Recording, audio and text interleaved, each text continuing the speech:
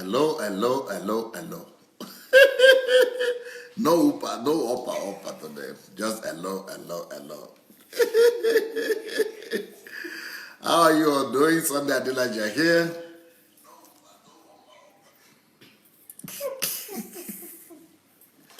Sunday Adelaja here. Welcome everybody.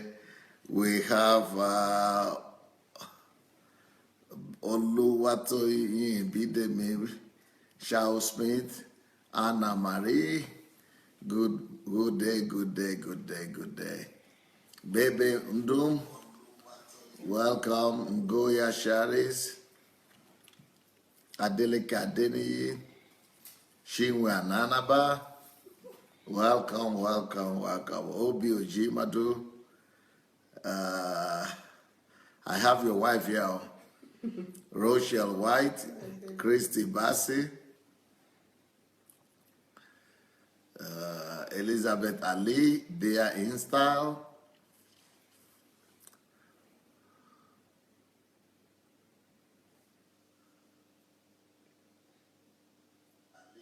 Layo Charles Emmanuel, Shima Ife Peters, Michael Babs, Aderonke Adesanya, Paulo Fashi, Daniel Asenga, Nkiru Ojima Du,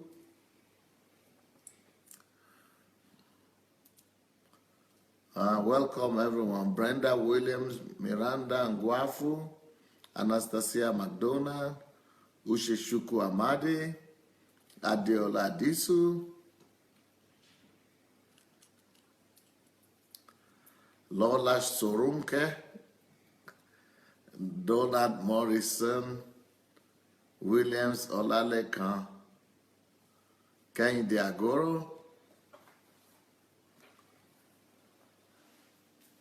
Amy Bobby, Daniel Oshoma, Mashu Esong, Flame Marine, Flame Marine.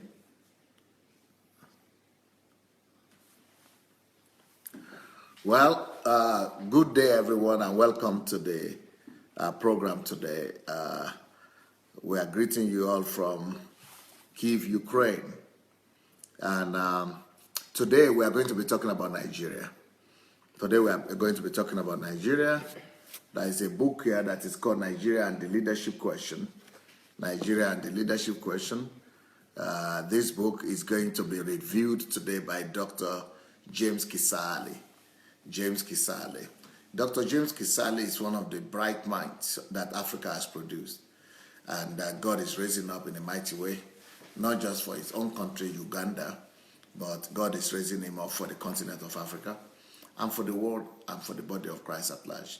So as a generational person who doesn't belong just to one country, but who is proven to be competent enough to speak to the issues, addressing more than just his country, but that to issues relating to Africa and to and to the world as a whole. Dr. James Kisali, I believe, has qualified himself to be able to speak to the issues of Nigeria in particular. I wrote 2 books on Nigeria. One of them had been already reviewed by Dr. James Kisali. Even though he's from Uganda, but nobody has done a better job to that book than he has done. He did a great job reviewing that book. So if you missed the review of Only God Can Save Nigeria, What a Myth, you might want to go and look for that review from from our recordings on this platform or my blog or my Facebook. So now I'm going to introduce you to Dr. James Kisali. We are going to have a roller coaster ride today with him. He's such a brilliant mind. You will enjoy his mind. You will enjoy his review. Here we go. Dr. James Kisali. Yes. Welcome, sir. Thank you so much, Pastor. And I wish to take this opportunity to salute everyone that has spared his or her time to be part of this program. I salute all of you. Can I go straight? Yes, sir. Okay. You want to show the book, please? Yes, I will. I once again want to take this opportunity to thank Dr. Sunday Adelaja for giving me a very rare privilege to be able to review two of his greatest books that I have read. A couple of weeks ago, I had the opportunity, like he has said. Even though they are both on Nigeria, but they are totally different. Will you say so? Absolutely, totally different.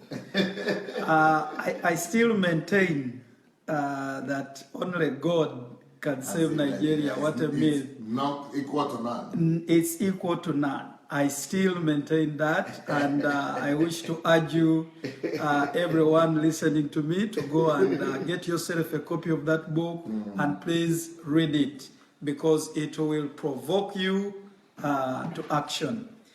But that notwithstanding, today we are privileged to look at another book, which in my view, for all those who are interested in governance or in politics, this is a book that I would strongly recommend for every person, whether you are from Nigeria, whether you are from Uganda, whether you are from any other country in Africa or across the globe.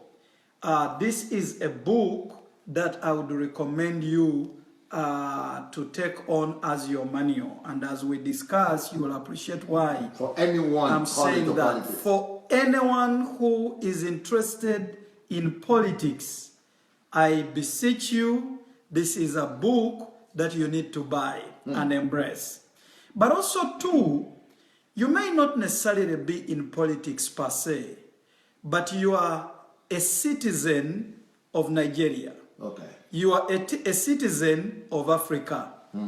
This is a book that you need. Why? Because every strong leader is only strong based on the strength of the followership of his followers.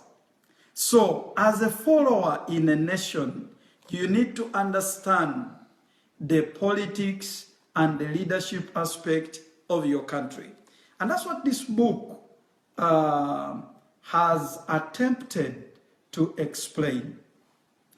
I will begin by making this general observation that before I read this book, I was part of the general masses that are very convinced that our number one problem in Africa is leadership. Whether you go to Nigeria, whether you go to my country, Uganda, whether you go to any other country in Africa, it's very easy. You don't even need to be an expert to give your opinion on why leadership is the number one problem in Africa, because the effects of leadership are so visible that it's very easy for anyone to assume it's our biggest problem as a continent. However, as we will discuss, you will appreciate that leadership is just simply one of the problems in Nigeria. It's one of the problems in any other African country, but it's not the sole problem in our countries.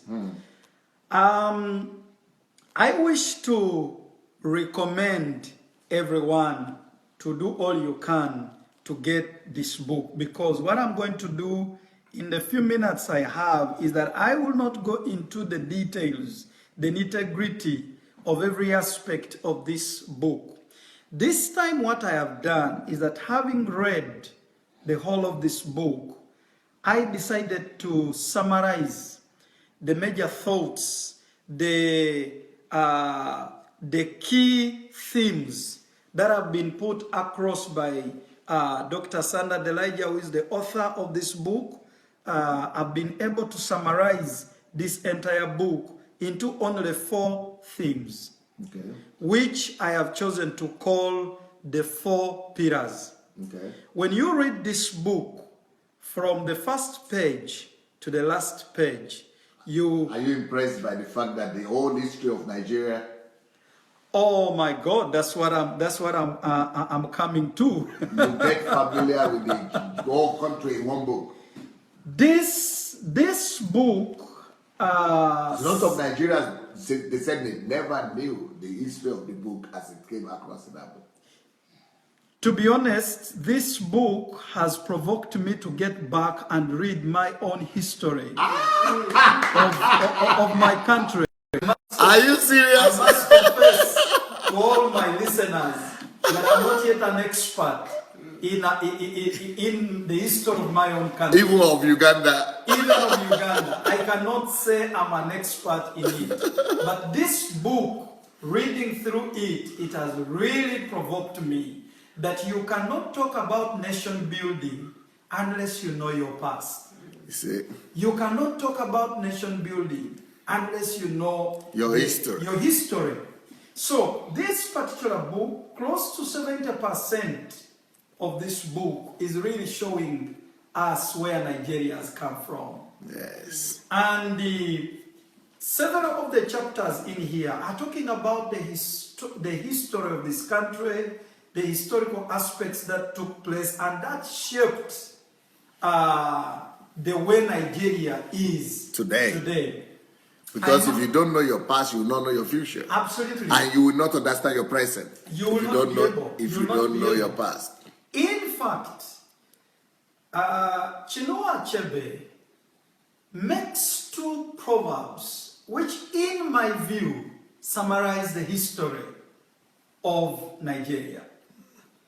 In chapter 1, he argues and says, a man who doesn't know where the rain began to beat him, and not say where he dried his body. Yes. Is that Igbo proverb? That proverb is a highly telling when you talk about the history, the past of Nigeria. But he also makes another proverb in chapter 2 when you progress from chapter 1 to chapter 2. He also makes another very profound statement where he says, turning and turning in the widening jail, the falcon cannot hear the falconer. Things fall apart. Things fall apart, the center cannot hold. That summarizes what this great nation, Nigeria, has gone through. And I'll quickly now talk about the 4 pillars and then try to elaborate one by one. Dr. Adelaja, in writing this book, talks about 4 great themes which, in my view, are necessary to build a nation. And not just building a nation, but building a strong nation. 1 is the pillar of history. 2, the leadership of that nation, understanding it right from the beginning to the present is very critical. But number 3 is the pillar of institutions. And number 4 is the pillar of national values. I'll talk about each of those. Now, talking about the history of Nigeria, I wish to submit that any nation's history matters. Any nation's history matters. It matters in the short run, but it also matters in the long run.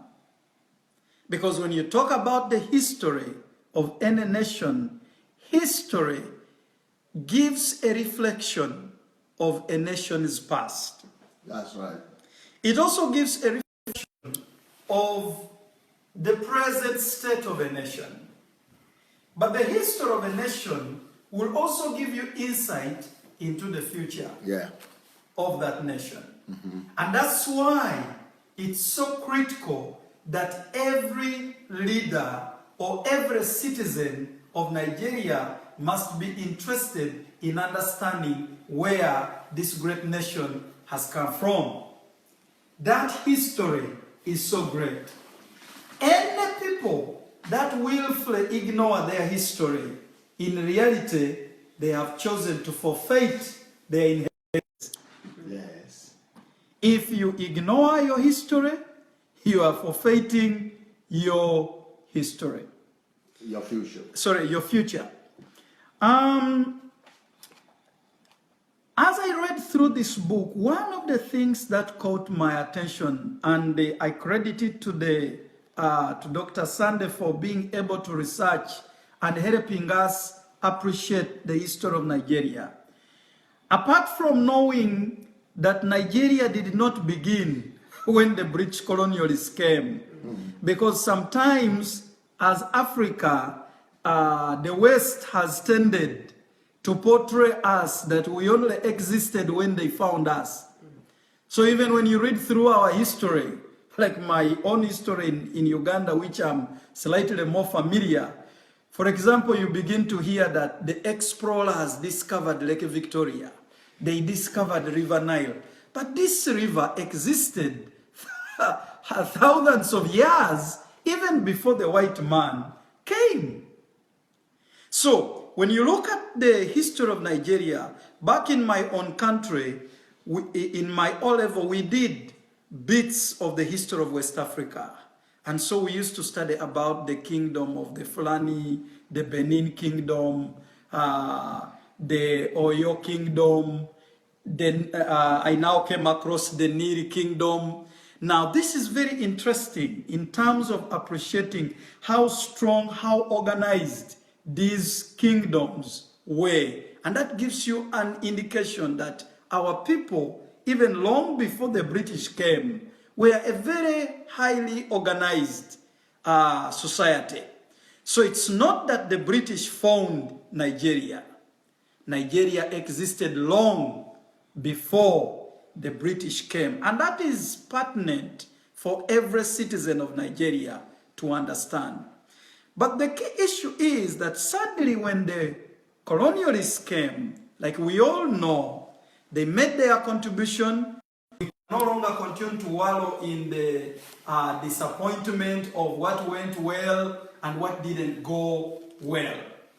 But what is critical that you will be able to discover in this book is the research that has been carried out to help us appreciate that when we are looking at our African countries, the ethnicity that sometimes drives us is not the real problem. The religious inclinations that tend to drive a wedge between our people are not actually the main issue. So when you are looking at Nigeria or Uganda or South Sudan or any other country in Africa, the problem is not the many tribes that we have in our countries. It is still possible to be united in our diversity. Once we can understand that we share a common history and we have a common destiny to be able to work at. Now, there is a revelation that was given in this book by one of the British colonialists. And to me, this is what changed. Harold Smith. Oh my God. The revelation of Harold Smith totally changed my understanding of Nigeria as a country. But it also helped me to now understand Uganda. Because one of the agents of the British colony, Major Frederick Lugard, all along I knew that he was only in Uganda, but until I read this book, I discovered that this man was being deployed, was being transferred, I think, from one colonial territory to another. So he was in Uganda too? Oh, in our history books, we know him as Captain Lugard. He came in Uganda around 1894. Lord, we call him Lord Lugard. We know him there as Captain Frederick Lugard. Wow.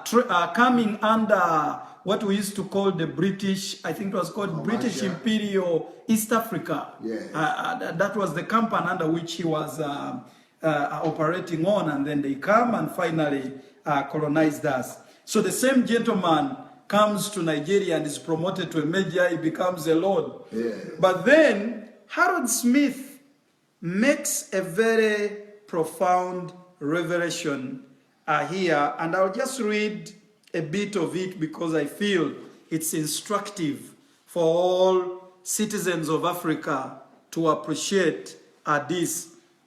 This is on page 51 of this book. He says, I'm in my 80s now. In the past, they did not want me to say anything. I guess that's the British government. They did not want him to say anything. But now, I don't want to go to my grave without telling the truth about the atrocities perpetuated in Africa by the colonialists. So you can see he's talking about All the of entire Africa. Africa. He continues on to say, our agenda was to completely exploit Africa. So every citizen of Africa must understand this. Nigeria was my duty post.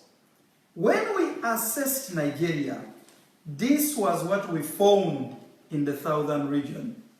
Strength, intelligence, determination to succeed. Can you imagine that value system which the Nigerians already had? Determination to succeed, well-established history, complex but focused lifestyle, great hope and aspirations. Then he continues on to say, the East is good in business and technology. The West is good in administration and commerce, law and medicine. But it was a pity we planned our agenda to give power at all costs to the northerner. They seemed to be submissive, silly of a kind. Our mission was accomplished by destroying the opposition at all fronts. The West led in the fight for the independence and was punished for asking for freedom. They will not rule Nigeria. And he continues on. That's the West. That's the West.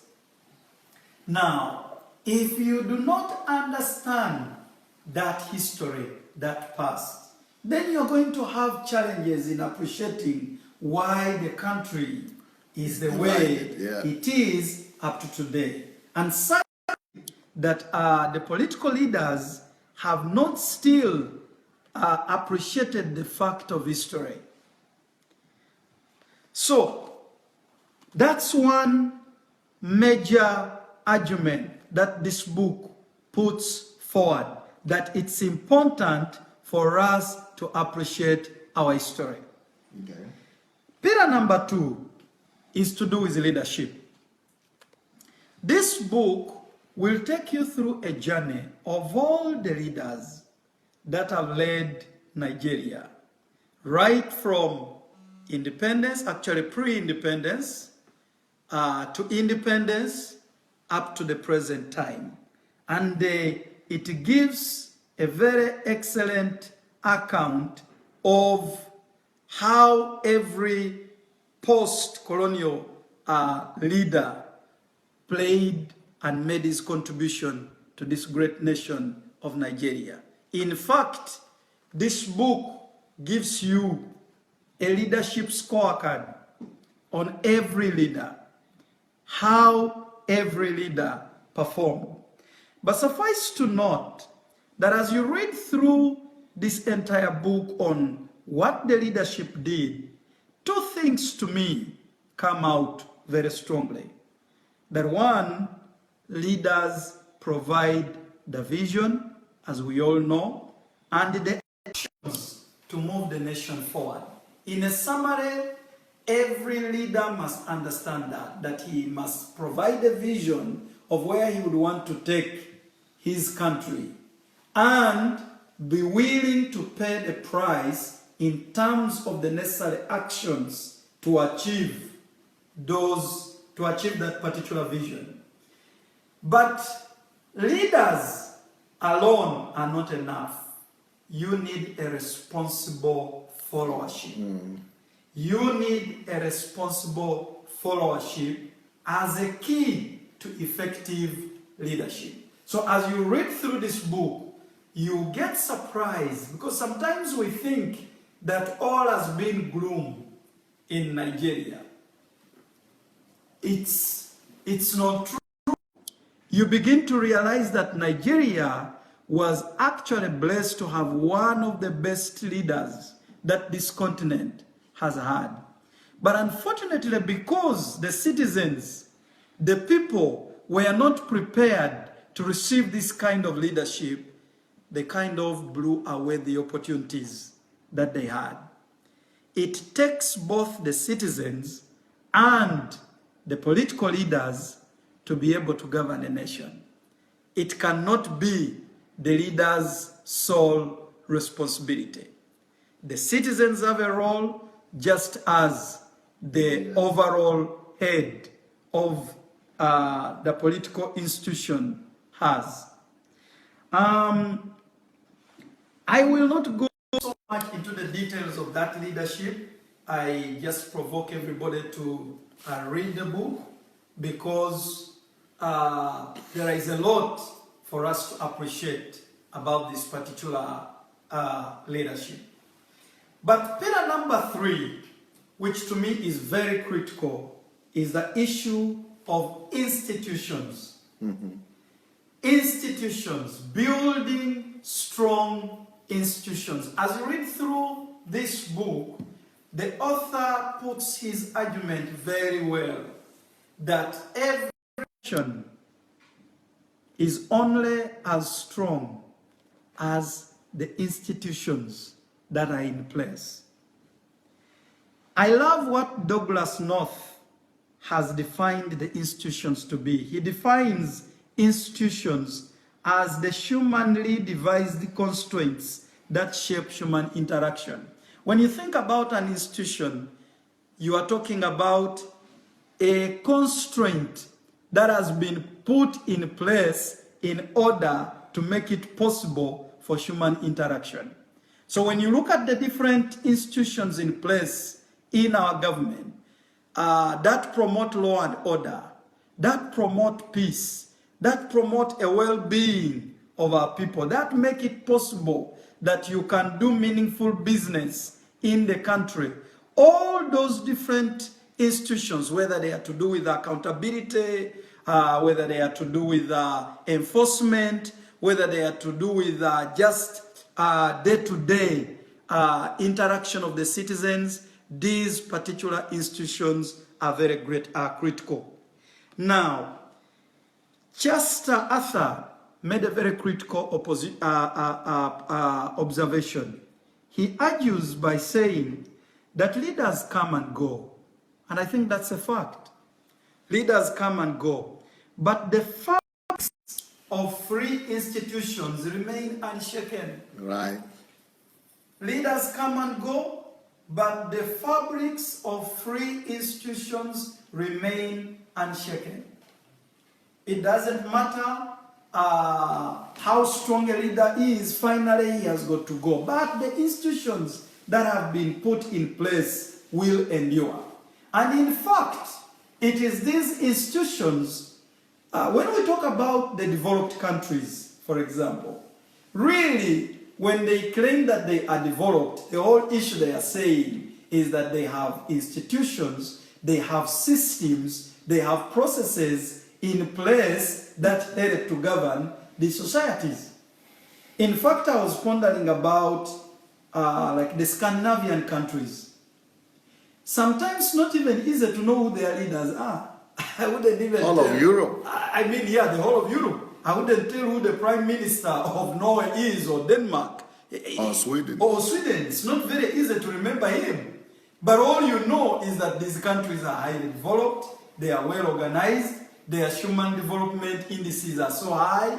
I mean, the state of living is so good in these countries. That is all we'll know. We know there is law and order. We know there is peace in these countries. They are some of the happiest countries in the world, going by the global, is it Indexes. yes, happiest index, you will see that these are the best countries. But we don't even know their leaders. So, this book makes an argument that a leader's legacy is really to build or strengthen institutions. Yes. That's really the key issue. And then, pillar number 4 that this book talks about is that of values that every country must identify and define its national values. When you talk about Nigeria or any Nigerian, what comes to your mind? When you talk about a Ugandan, what comes to your mind? When you talk about a Japanese, what comes to your mind? When you talk about an American, what comes to your mind? It's these national values that every country and its citizens espouse that is the bedrock of the development of every country. And I love what Ayokunu says in this particular book. He says that must be established upon enduring national values that bind every individual in the corporate entity of the nation. That's so profound. That we must have a national philosophy which is the basis of our nation's program in all aspects of the existence of that nation. So the key question is, what are the values of Nigeria as a country? When you think about it, what are the values? What defines us as a people? When we talk about ourselves as Nigerians, what is it that defines us? I want to make a pause and share a personal experience that I got when I visited Japan in 2012. I had an opportunity to go to Japan. I was there for about 3 weeks. I'd gone there for a training, but I took time to observe the society of Japan and interact with our hosts just to find out more about this country. Finally, I noticed that Japan is great because of the national values that they espouse. One is that Japan has a culture of discipline. The Japanese are a highly disciplined people. Matter of fact, they have adopted a military discipline in their day-to-day living. When you look at them, they are a highly disciplined people. The other value that I observed is time management. Japanese value time highly. Matter of fact, it's almost criminal for a Japanese to waste time. Excuses are very rare when it comes to time management. That is something that they highly value. And sometimes when I was there and I noted, I was shocked. I remember one day, very early in the morning, I witnessed people running on the street. And so I thought there was a problem. Very smartly dressed ladies with their bags running on the streets. Gentlemen running on the streets. So I asked my host, and I asked him, is there a problem? And he said, no. People are running to catch up on time. They are running to catch up on time. That sent me thinking. It was something I'd never seen anywhere. That somebody can run because he feels is not necessarily that they were actually even late, but they really feel that every second matters. And so, time management to the Japanese is very critical. I wouldn't want to go into the details of how we have lost a lot of productivity in Africa just because we do not value time. It's been said Africa has its own time. Maybe ours is 48 hours, while the rest of the world has 24 hours. That's how sad it is. Number 3 is that the Japanese have a high level of patriotism as a national value. Patriotism is developed right at the infancy. When children have just been born, the Japanese take the trouble to inculcate the values of patriotism, the love for their country, so that as they grow up, these children begin to value and place their country above themselves as individuals. I remember again one of the Japanese hosts telling me, because I asked them, why is it that there is a high level of suicide? And they told me that with the Japanese in their culture, when they do not perform to the expectation, when they do not achieve their set goals, sometimes an individual will choose to end his life than face the shame of not having been able to achieve. I mean, just think about that. It's unbelievable. Number 4 is that they have a high level of integrity. I mean, the Japanese possess a culture of honesty, and stealing is really foreign to them. Is really foreign to them. They are very open, they are very straight. Their no is a no, their yes is a yes. I recall my Ugandan colleague who gave me his own experience of how he dropped his money, an equivalent of $4,000, as he was rushing to take a train, and a young man saw him drop the money, came, picked up this money, and followed my Ugandan colleague. They rushed through the people, entered the train, this young man following him. He reaches there and starts to communicate to him. He couldn't speak English. He was making signs to him to show him that you've lost money. Finally, my colleague realized that indeed the money he had withdrawn from his account, he had lost it. He picks the money from this young man, and on the next stage, this young man alighted. I thought about that and I was like, how many of us in Africa would do that? How many of us in Africa would do that? That's a very big challenge. Again in 2012, I read an article of a driver in Singapore who got 900,000 US dollars that had been forgotten by a couple from Thailand in his vehicle, and got all this money and took it to the company where he's an employee.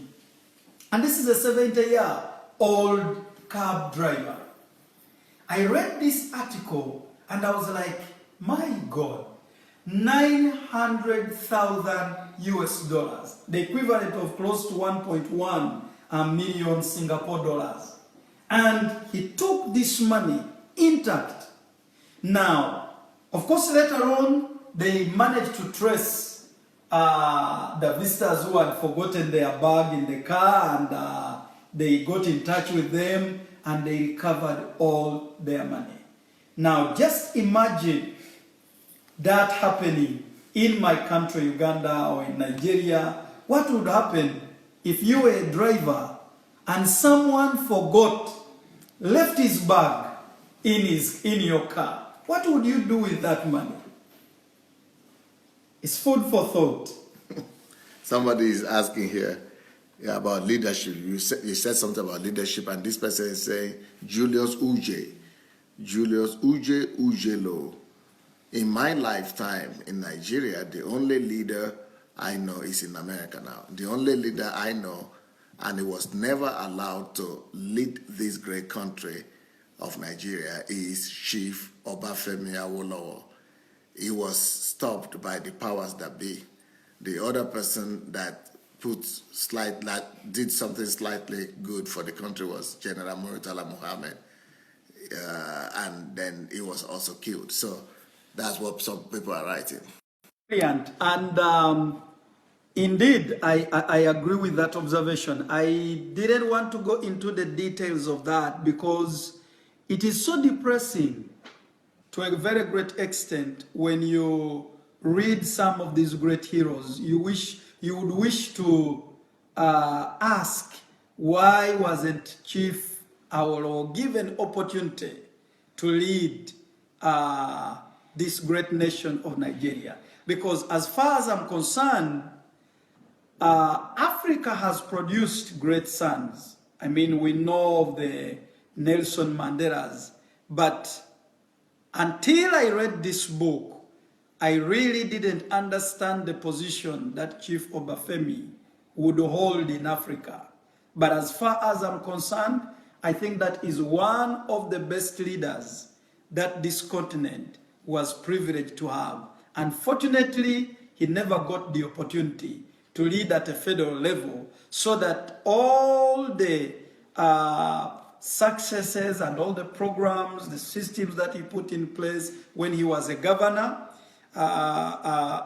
in the West, in the Western province, was it a province? Region. Yes, a region. In the Western region, really the country would have benefited as a whole. I mean, there are so many things that this great leader initiated that are so amazing to talk about. I mean, it's painful. It's really painful. But it's all buried now in the memory lane of history. And that's really how painful it is. You know, but I do agree with the comment of the colleague. So, the key point that I'm trying to underscore here is that national values matter. And indeed, when you read this book, you'll begin to appreciate that the shortcomings of all the political leaders and the entire citizenry was really because we've not yet defined our values as a nation. That what exactly identifies us as a country. If those values are not defined and then deliberately imposed on everybody so that we can now begin to live by them, there is no way we can move forward. That's why I was giving the example of Japan, and the reason why I'm giving it is that Japan was not always like that. At some point in history, they were also like Nigeria. But values can be borrowed. I want to say that is a good point, because now I'm writing a book that is going to be a sequence, a follow-up to this book on Nigeria and the leadership question. Yes. And that book is going to be called The Purpose, Purpose and Calling of Every Nation. The Purpose and Calling of Every Nation. And that is where I'm going to take 5 countries as an example. And I'm going to write about the value system of every country, and how every citizen can identify the value system of their countries, and how every citizen can change their country through the value system of that country. And so the book is going to be called The Purpose and the Calling and Purpose of every the Purpose and Calling of Every Country. And I think by early next year, I should be able to release that book. I'm going to talk about United States of America, the values of the country, and what the countries could do to reclaim back their country. I'm going to talk about France, and how French-speaking people can reclaim back their country and their value system. I'm going to talk about Germany and how that country became great, and how the citizens today can reclaim back the country.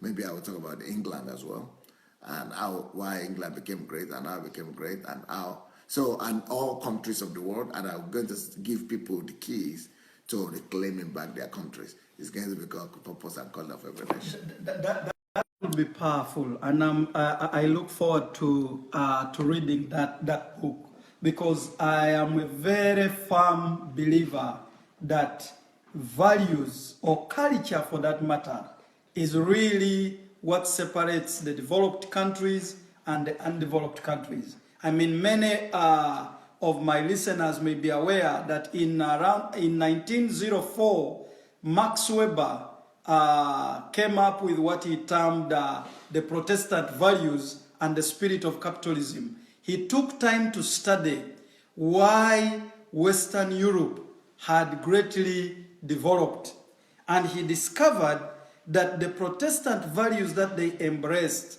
all right from John Calvin, and these values were passed over for a number of years, led to the development of these countries.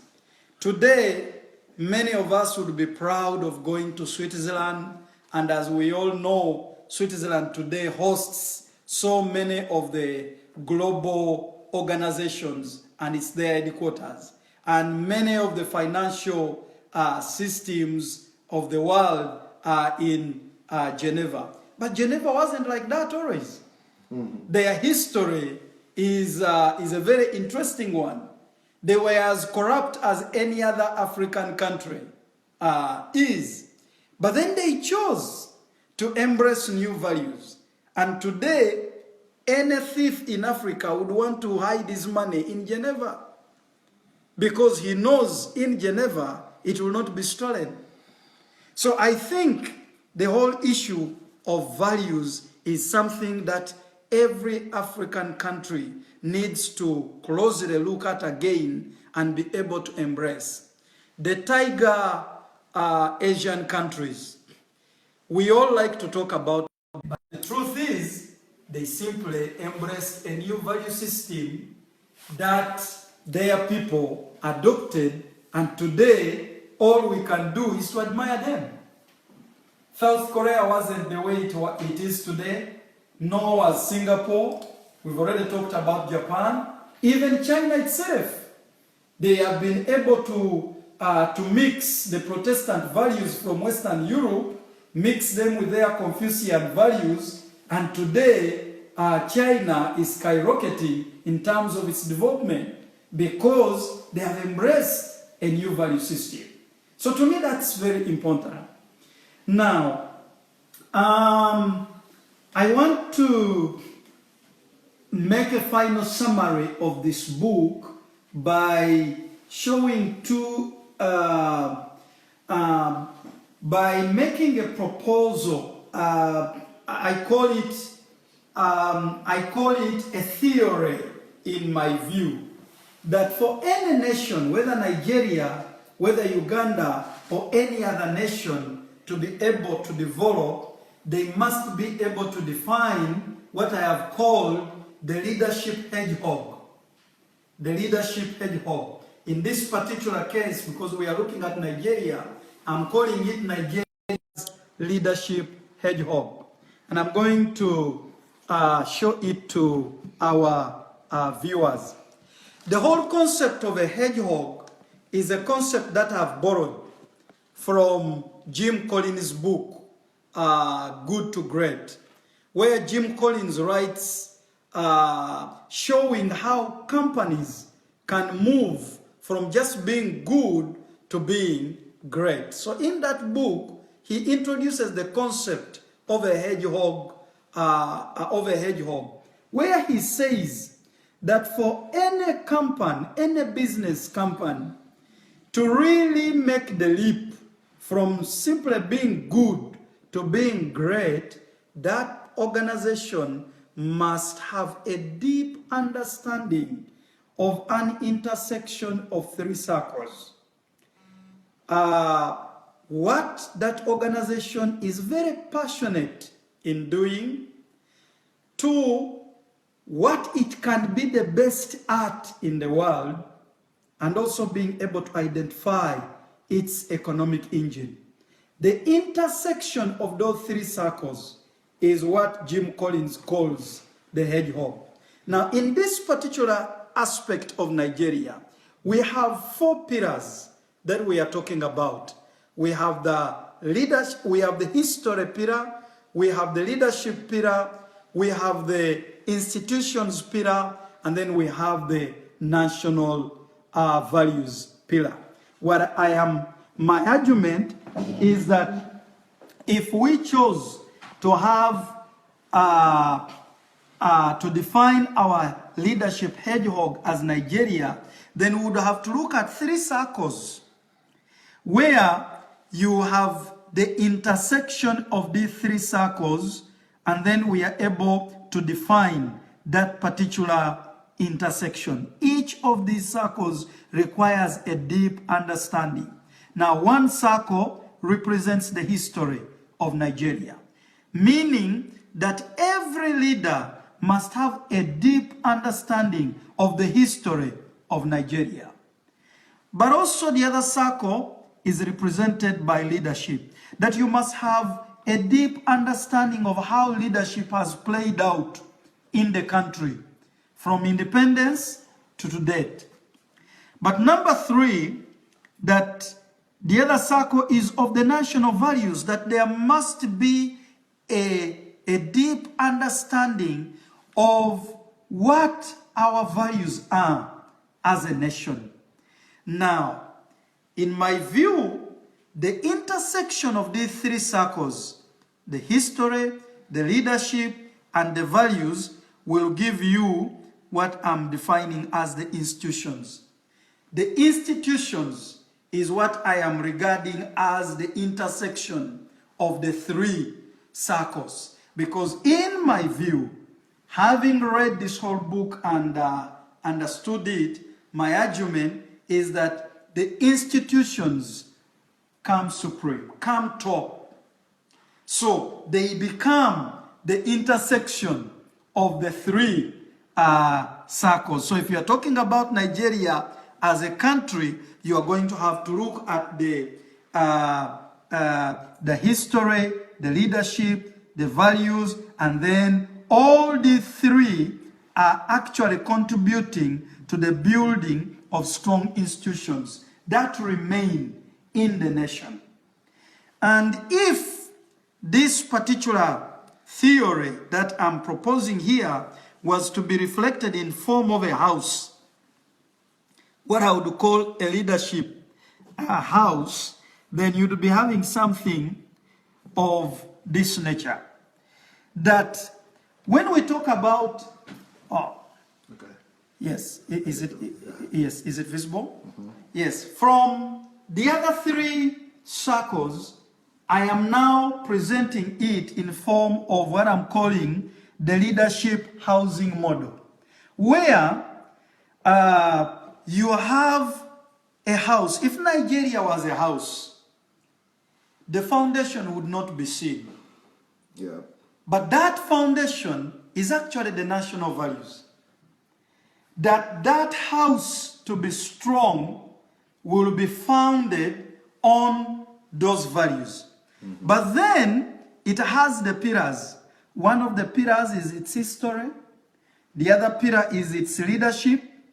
But then it has a roof, which is the institutions. Because the roof is the most visible aspect of every house. That even when you are from a distance, you can easily see the roof. People will see the institutions. The institutions will reflect what this country is. So to me, my argument is for us to be able to build a strong Nigeria, a strong Uganda, a strong Africa, my thesis is we must be interested in the history, in the values, in the leadership, and all these finally helping us to build the institutions that hold our country together. That's my whole summary of this book.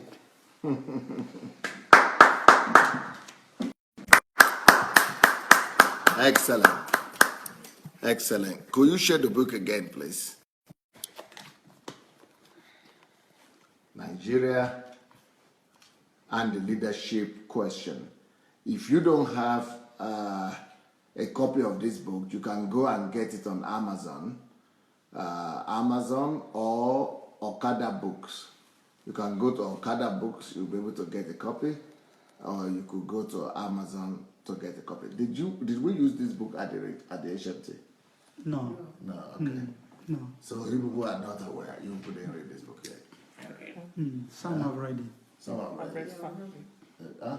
We have it at home. Yeah, but you who have read it, and you want to comment on this? Yes. Okay. This is Dr. Ladishoroke here. What would you like to say about that book? You say are you familiar with it? I read it. Show us, please, and tell us your own opinion. Well, when I first got this book, I got the book even before it was released on Amazon. I happened to be in Ukraine in April when Pastor wrote this book. I was getting ready to release it. So we got the very first initial copies. And as soon as I got back to California, USA, I was so intrigued because the title really caught my attention. That is it the leaders that are so bad? Or is it that we don't have any institution that works? And this book will make the argument for you that Nigeria has had very good leaders. Yep. As the book will tell you, it will chronicle it from Tafawa Balewa down to Idi Agbon. If you want to know what these great leaders did and what the vision they have for Nigeria, you got to read this book. I did not know. Even though I was in Nigeria then, I saw this transformation going on. I didn't know what was actually happening. We systematically either get rid of these people or we just kill them outright. What is pervasive in Nigeria, as I know, first-hand information, is that man in humanity to man is so great. And what this book is profiling to us is that let's stop blaming the leaders. Yeah. When the righteous reigns, people rejoice. We as Christians that really believe that we have the value system to give to the nation needs to arise and begin to take our rightful places. We can't just keep blaming other people. We have to understand that every nation deserves its leaders. And because of that, it is out of the ports, when we stay at the port of the whole Nigeria, that's where the leaders come from. So if we can develop a national value system and begin to build a institution that is going to last, what that will do for us is that stay at the port, pick anybody out of the port, and it will reflect that value. And I think, to me, our problem is not leadership, is that we have no value system. Right. For example, if you have a case and you go to the police and you say, oh, somebody duped me, I need you to come and arrest. They tell you they don't have vehicle. How can the police department work without vehicle? So you have to give them mobilization fee for them and supply the vehicle. I mean, some of these things just doesn't make any sense. So why are we spending all these billions of naira and saying that we're giving it to the police? That's just an example. But this book, if you have not read it, please, I beg you, as a Nigerian that wants to see progress, you need to get a copy. I've read it once. I'm going to pick it up again and reread it. And I just pray that every one of us that want to see the progress of Nigeria actually get a copy. If I have the money, I will give every Nigerian leader a copy of this book. Thank you, Pastor, for writing it. Thank you. Would you like to say a few words about that? Yes, my name is Lola Sharonke, and I also had the wonderful opportunity of getting this book way before it was open to the public. Nigeria and the Leadership Question. Of course, when you read it, you wonder, you say, of course, we have bad leaders and all the rest of it. But of course, if you read it, you will find out that we actually do have some good leaders, but we do have other issues. It's not just leadership, but there are other factors. But you know, one of the most interesting things, and thank you very much, Dr. James, because he mentioned something that I was absolutely curious about when I read the book. Dr. James told us that if Nigeria were a house, that the foundations would have been the values.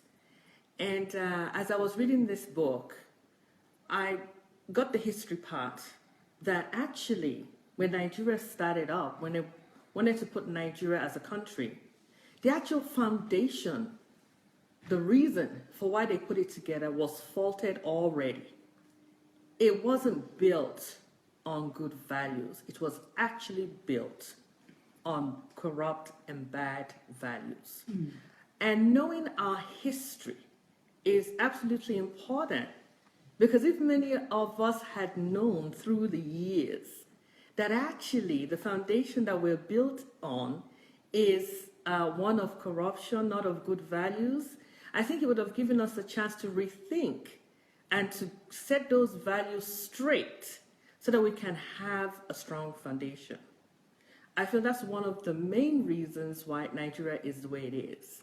Now, several years has passed, and now we're discovering through this book that Dr. Sunday Adelaja wrote, that these factors, leadership is just one element, but then others, including value, are a very important part. So from now on, I'm looking at, okay, value, now we have to find out how can we now put good values into the nations, into the minds of our people, so that we can build a strong country.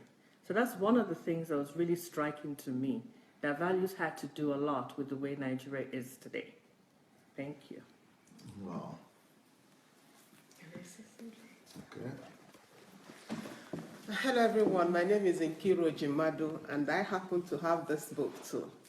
And just like Mama Shoronke said, values, our values in Nigeria is, that's where we have to start. And that is why I love the presentation that we did yesterday at HMT concerning trying to treat the problem from the root. Like Pastor said, that there's going to be, is it 3 months or 3 years of, 3 years of teaching to, to help change the people's mindset and the values that we follow. And another thing is knowing that our past, knowing the history, because I'm not too much into history. So I learned a lot from this book to know my own history. You know, most of us, we are into every other thing, but even when I was in school, I hated history. But the book helped me to know a lot of things about my country. And if we were like that, if we were that good before, we can do that again. It shows that it's doable. It shows that we can change if we have the right leaders and good followers that are willing to follow what I've been taught. Thank you. Thank you so much. Thank you, thank you, thank you. All right. Well. The book is on Amazon. So many things I can say about this book. My head is just full. Every page of the book is coming back to me.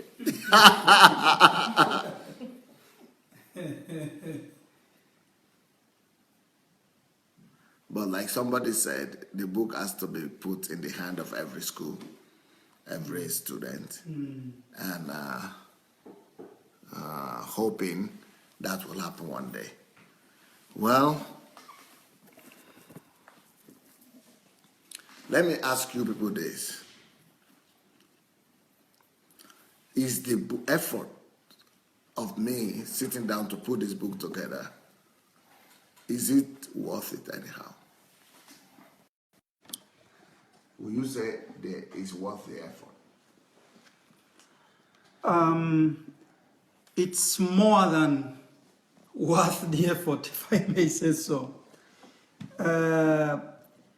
This book helps us finally to deal with the leadership question of Nigeria and any other country in Africa. Because if we are talking about addressing leadership, then this book is helping us from the mathematical point of view that you are beginning from first principles.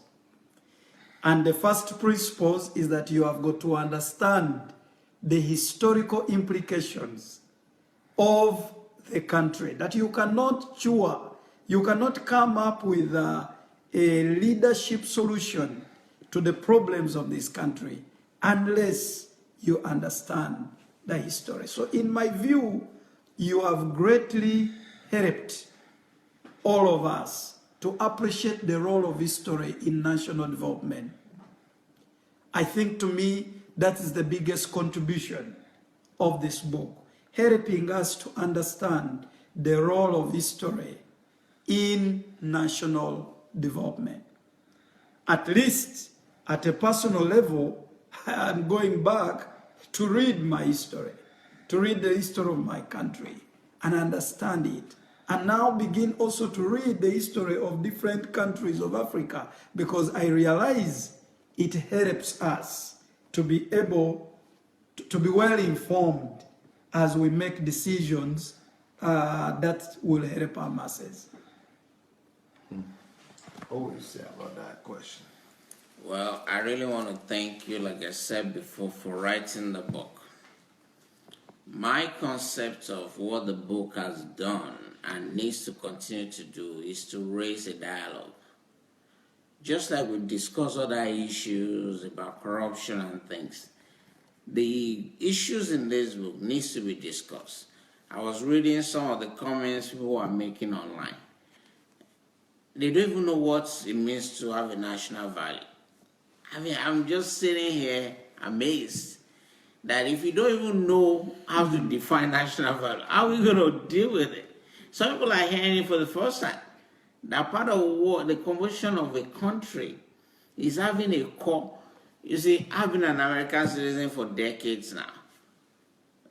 America will make me take a geography, literature class just because I want to be a citizen, so that I know the history of the country before I become a citizen. And we are just born into that country and we don't even know how the country survived. Okay, I will attempt to answer that person that asked, how do we begin to build national value? It starts with you. You see, the issue that I have to get ahead of everybody. I'm there now. I'm the king. So I will take as much of the cake as I can. It needs to stop. That's not a value system. Nobody goes to the grave with millions of dollars. You're going to leave it here. So begin from the fact that, number one, you're going to die poor. But your life, God has given you your life and your influence to influence other people. Start living for other people. Not just me, and I. The more you add value to other people, that is, allow other people to even rise above you, the more God is going to bless you. And I'm not talking about waiting for some religious blessing. I'm talking about, if you want to get ahead, you have to bless so many people. If you are producing pin, and that pin is needed by 1,000 people, and you sell it for a penny, that means you make 1,000 pennies. Let's begin to reason that way. And if the change starts with you, you will realize that your whole community will be changed in no time. But what I see in Nigeria, every time I go there, what did you bring for me? I was at the airport one day with one of my wife's friends in Abuja. And they were going through all the luggage. And guess what? One of the female police officers said, "Can I have this skirt?" How can you take somebody's clothes? Those are bad national values that we have. We always think about ourselves. What's she going to wear? Because you see a fine skirt, we need to really change. Dr. Adelaja, what you've done in this book, we need to take it one step further.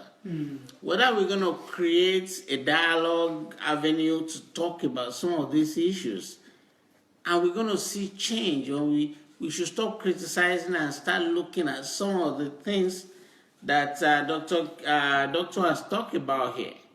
We have a rich history. We know how to really rule our own country, even before the British come. Let's stop blaming the British that they gave the power to the North. What are we doing in our own community to change it? We're talking about national values. We're talking about the pillars of leadership. Listen, I believe that if I change and the whole other person change, the leadership question will be no question anymore. Because if you pick me tomorrow to be the president, because my value has changed, I'm going to rule based on that value system. We should stop being greedy. One person wants to own 10 houses all over the world. Listen, you coming to London to come and buy £4 million house, you're not going to go to the grave with it. If God has blessed you, keep the money in your community to create job for other people. And Dr. Adelaja, thank you very much for writing. I think it's worth it. We just need to take it a level further and begin to have a dialogue on these issues so that it can really impact our life and change it for the better. And I really think our religious leaders have not helped us, because they are not talking about these things. What we are hearing is that they are using their jets to actually cut money out of the country. All those nonsense needs to stop if we really want to see the country change. Thank you very much. I'm sorry. Anyone wants to say anything to that? Okay. All right, everybody. Well, that was a nice time to be with you all today. I guess that tomorrow morning I will have to start, continue talking about the relationship and the difference between men and women. But so I think it would be a good thing to do to call Nkiru to tell us about her book that is coming up today. Okay. We have all the links all over Facebook. One of the books is Relationships 101, written by me specially, to give you the tips to do good to your man, or to tell him how to relate with you to create a happy home. And the other book is Who is Right, He Said, She Said. That one I don't have the copy now, if somebody grabbed it, but it's on Facebook, and I just shared the link on this broadcast where you can get it. So we have a very big discount, $0.99 for just 3 days, for it to make it to make it possible for everyone to be able to grab it at this time. After the third day, the price goes up because the book is very, very valuable. We also have the hard copies on Amazon already. I will share all the links in this broadcast. So thank you everyone that has bought and has got their copy, and please go back and leave reviews. It will really help us a lot. Thank you. Thank you. Thank you so very much. Well, let me read one or two comments before we go. Ngoya Sharis, she has read the book. So she say, this book, Nigeria and the Leadership Question, she's from Germany. Ngoya Sharis is from Germany. And she said, this book is one of the best and most elaborate, most honest, and most candid books she has ever read. And she feels that every African should actually read this book, not just Nigerians, that every African should read the book. That's what someone who's read the book thinks. Well, thank you so much, Dr. James Kisali. You are brilliant. You did a great job. Thank you. And I hope that people will go to Amazon or to Okada Books and get their own copies. All right. Thank you, everyone, and see you tomorrow. We'll continue to talk about relationships. Blessings. Bye.